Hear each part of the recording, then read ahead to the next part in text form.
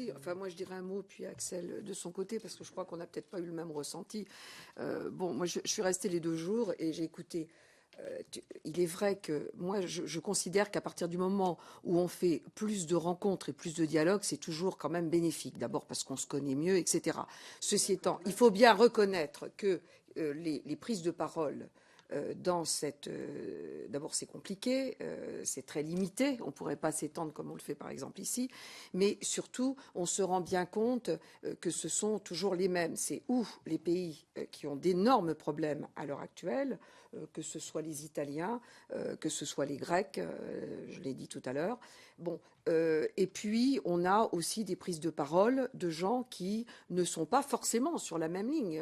Axel évoquait les Allemands, ça a été très net à plusieurs reprises. Bon, ça a au moins l'avantage de se réunir et de se faire.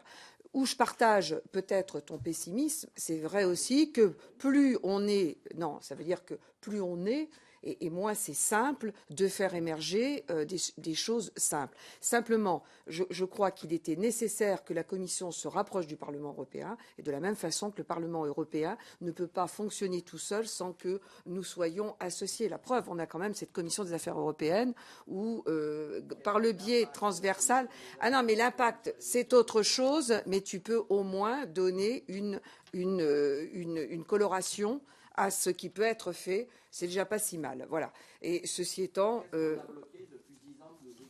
Oui, mais tu es eurosceptique. Voilà.